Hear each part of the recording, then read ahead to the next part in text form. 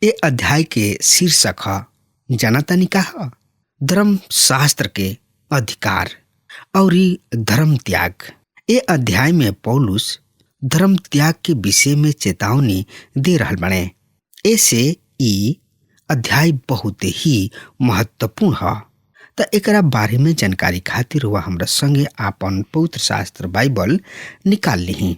दूसरा तीमुथियुस के पत्री 3 अध्याय के 1 पद के पढ़ ले जाओ। एह तरी से लिखल बा, पर ध्यान रख कि आखिरी दिन में कठिन समय आई, पर ई जान रख।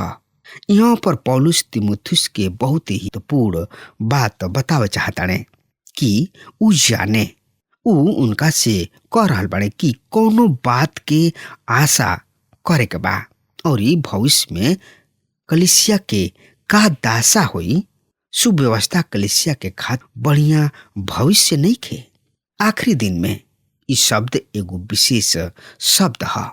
नया नियम में कई हाली उपयोग कइल गइल बा जौन की आखिरी दिन के कलीसिया के विषय में कहल गइल बा, जौन की कलीसिया के उठा लिहल गोयला के विषय में बतावताने।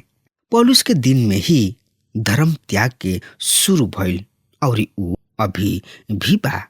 और इफिसुस के कलीसिया के ई चेतावनी दिहले कि कलीसिया के अंदर झूठ शिक्षक घुस आई हैं। प्रेरित 20 अध्याय के 29 से 30 पद एह तरी से बता रहल बा। सुनी ध्यान से, हम एह पद के रोज सामने पढ़े जा रहल बने।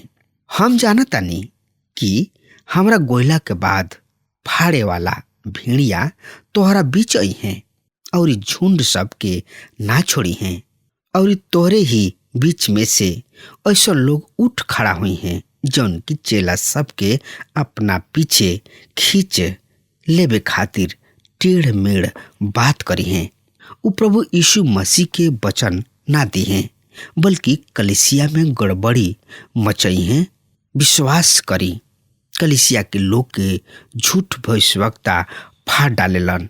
कठिन समय आई, मतलब कठिन समय आवे वाला बा। एकरा विषय में 19 बात अगला पद में बा। त एकरा बारे में जानकारी खातिर वह हमरा संगे आपन पवित्र शास्त्र बाइबल निकाल ली और ओहमे देखी दूसरा तीमुथियुस के पत्री 3 अध्याय के 2 से 4 पद ए तरी से बता रहल बा। काहे कि मनुष्य स्वार्थी, भी अहंकारी, उदंड, परमेश्वर के निंदा करे वाला, बाबू महतारी के आज्ञा ना माने वाला, अपवित्र, स्नेह रहित, क्षमा रहित, परम निंदक, असंयमी, क्रूर, भलाई से घृणा करे वाला, विश्वघाती, ढीठ, मिथ्याभिमानी, परमेश्वर से प्रेम करे वाला हुई हैं, अपस्वार्थी। ई आजकल हमनी के सभ्यता में बहुत ही बड़ प्रमाण है। दूसरा तीमुथियुस के पत्री 4 अध्याय के 3 पद एह तरी से बता रहल बा। सुनी ध्यान से, हम पढ़ रहल बानी। काहे कि समय आई जब वो खारा शिक्षक शिक्षा सहन ना कर सकी हैं, पर अपना कान के खुजलाहट के कारण अपना अभिलाषा के अनुसार ही अपने खातिर बहुत से गुरु बटोर लिए। शिक्षक भी चाहत रहले कि उनकर कान खुजलावल जाओ। उ चाहत रहन कि उनकर प्रशंसा कइल जाओ। उ भी कभी कलीसिया के लोगन से ना कहलन कि रुआ पापी हई और रुआ के उद्धारकर्ता के आवश्यकता बा। उ हमेशा कहलन कि रुआ लोग कतना बढ़िया बानी, उनकर बड़ाई और प्रशंसा करलन। दूसर का ह, मतलब पैसा के लालच। ई अपस्वार्थी के बाद आवेला। काहे कि जवन की अपने आप के प्यार करलन, उ धीरे धीरे पैसा के प्यार करे लागलन। ई पुराना स्वभाव अपना ऊपर बहुत सब पैसा खर्च करे चाहलन। पहला तीमुथियुस के पत्री 6 अध्याय के 10 पद एह तरी से बता रहल बा, जौना के कि हम रोज सामने पढ़े जा रहल बानी। काहे कि धन के लोभ सब तरीके बुराई के जड़ है। कुछ लोग एकरा लालसा में विश्वास से भटक के अपने आप के अनेक दुख से छलनी बना डले। पैसा अपने आप में बुरा ना है, लेकिन पैसा के प्रति हमनी के व्यवहार कैसन बा? लोभी केवल धन के प्राप्त ना करला बल्कि उनकर उपयोग भी करला। तीसर का ह डिंग मार, यानी कि डिंग मारे वाला आदमी मोर के तरी चलेला। चौथ का ह अभिमानी के मतलब अहंकारी। पांचवा ह निंदक, कहीं कहीं पर एकर अनुवाद दूसरा के मामला में टांग अड़ावे वाला होला। छठवा ह बाबू महतारी के आज्ञा टाले वाला, यानी कि ना मानने वाला। सातवा ह कृतज्ञ, बहुत से ऐसन लोग दूसरा के दया के प्राप्त करलन और धन्यवाद तक ना बोलेलन। उ परमेश्वर से बहुते सब आशीष के प्राप्त करलन और परमेश्वर के धन्यवाद भी ना देले। आठवा ह अपवित्र, अपवित्र से मतलब घृणित सेवा से बा। ऐसा लोग की जिंदगी परमेश्वर के विरोध में होला और परमेश्वर के विरोध में बातचीत करलन। नौवा ह भया रहित, भया रहित के मतलब सामान्य संबंध ना होला। हमने के ऐसा समय में जी रहल बानी जा जहाँ पर समलैंगिक संबंध भी स्वीकार कइल जा रहल बा। त एकरा बारे में और ज्यादा से ज्यादा जानकारी खातिर रुआ हमरा संगे आपन पवित्र शास्त्र बाइबल निकाल ली और ओहमे देखी रोमियो के पत्री 1 अध्याय के 28 पद एह तरी से बता रहल बा। जब उन्हें परमेश्वर के मानल और अधिक उचित ना लागल तब परमेश्वर भी उनके भ्रष्ट मन के वश में छोड़ दिले कि ऊ अनुचित काम करे।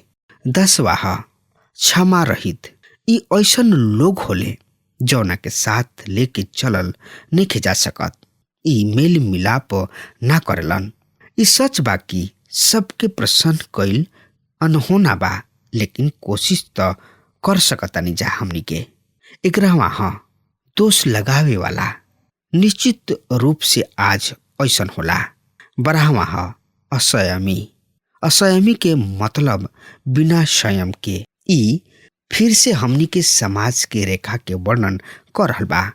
13वां ह कठोर, आज इस संसार पूरा तरी से जंगल के समान हो चुकल बा। बहुत ऐसन लोग से घृणा करे वाला लोग, ए तरी के घटना सब के हमनी के पाई न जा। 15वां ह विश्वघाती, ई लोग धोखा देवे वाला लोग होले जोना पर विश्वास नहीं कइल जा सकत। 16वां ह ढीठ, जोना पर प्रभाव नहीं पड़े के। 17वां ह घमंडी, जो लोग ऊंचा उड़ान उड़ेलन, जो लोग घमंड में चूर रहेलन। 18वां ह परमेश्वर के ना वरन सुख विलास के ही चाहे वाला होखेलन। ई आजकल के मानव जाति के चरित्र के प्रदर्शित कर रहल बा। हम लाखों लाख रुपया कमाए वाला के गलत ना ठहराई ना, यदि ऊ पैसा सही रीति से कमावे। लेकिन आज के समय ऐसन बा कि लोग सुख विलास के खातिर ज्यादा लालायित बाड़े अपेक्षाकृत परमेश्वर के। दूसरा तिमुथियुस के पत्री 3 अध्याय के 5 पद एह तरी से एकरा बारे में बता रहल बा। यद्यपि ई भक्ति के वेश त धारण करलन, फिर भी उनकर भक्ति के ना मानेलन। ऐसना लोगन से दूर रह। भक्ति के भेष धारण करे वाला लोग भक्ति के भेष त धारण करलन, मगर उनकर वास्तविक जिंदगी सच्चाई से बहुते दूर रहेला। ऐसना लोगन से परे रही है, दूर रही है, कोसों दूर। मतलब विश्वासी सबके ऐसना लोगन के संगति से दूर रहे के चाहिए। यदि रुआ सच्चा विश्वासी हैं तो रुआ मुअल टेढ़ लोगन के संगति काहे कर रहल बानी? परमेश्वर के वचन कहला ऐसना लोग के संगति छोड़ द। ऐसन बहुत दास यानी कि सेवक बने जन की विश्वासी योग्यता के साथ परमेश्वर के वचन के प्रचार करलन, उन्हीं लोग के रुआ संगति करी। दूसरा तिमुथियुस के पत्र के 6 से 8 पद यह तरी से बता रहल बा। सुनी, हम ए पद के रुआ सामने पढ़े जा रहल बानी, काहे कि ऐसे उ लोग बाणे जौन की घर सब में दबे पांव घुस जाले और ओह कमजोर औरत सब के बस में क लेले, जौन पाप से दबल और अनेक प्रकार के दुर्वासना में फसल बाड़ी, जे सदा त सीखत त रहेली पर सत्य के पहचान तक कभी ना पहुंच पावेली। आई देखल जाओ छिछोरा औरत सब के बारे में। यहाँ पर मतलब केवल स्त्री सबसे ही नहीं खे, बल्कि दोनों लिंग सबसे बा।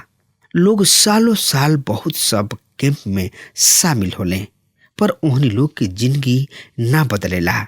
परमेश्वर के वचन के बारे में कुछ भी ना जानेला लोग। ऐसा आज ई जरूरत बा कि पछताप करे और अपना आप के जांचे, परमेश्वर से क्षमा मांगे, परमेश्वर से गिड़गिड़ाए और कहे प्रभु हमरा के क्षमा कर द।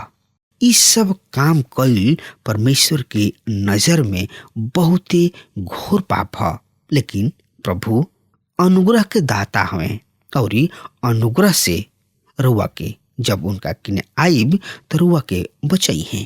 दूसरा तीमुथियुस के पत्री 3 अध्याय के 8 पद एह तरी से बता रहल बा, जैसे एनेस और एम्ब्रेस मूसा के विरुद्ध कैलन, ओसे ही उ लोग भी सत्य के विरोध करेले। ई ऐसन मनुष्य हमें जौना के बुद्धि भ्रष्ट हो गइल बा और विश्वास के विषय में निकम्मा बा। एनेस और एम्ब्रेस ऐसन प्रतीत होला कि मूसा के विषय में ए नाम के दूगो जादूगर रहन, जौन की फिरौन के ओर से होत रहन। ई मूसा के विरोध कैले रहन।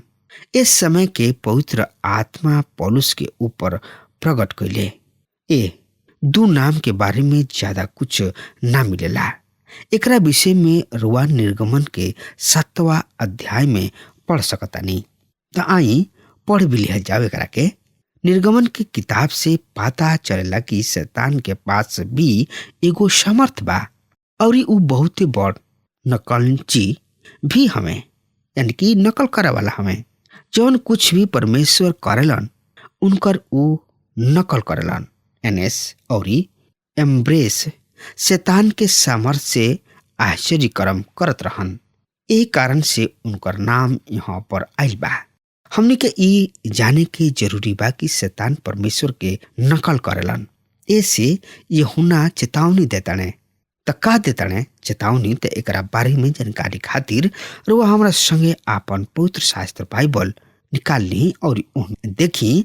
पहला यूहन्ना 4 अध्याय के 9 पद ए तरी से बता रहल बा, जे परमेश्वर से पैदा भइल बाणे उ पाप ना करलन, काहे कि उनकर बिया ओह में बनल रहेला और उ पाप नहीं कर सकत, काहे कि उ परमेश्वर से उत्पन्न यानी कि पैदा भइल बा। कई हाली हमरा समझ में ना आवेला कि काम केकरा द्वारा हो रहल बा।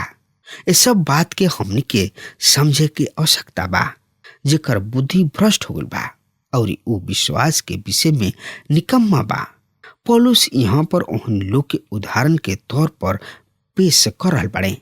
शैतान जैसन चाहेला ओइसन बना देला, लेकिन ओकरा में सामर्थ ना होला।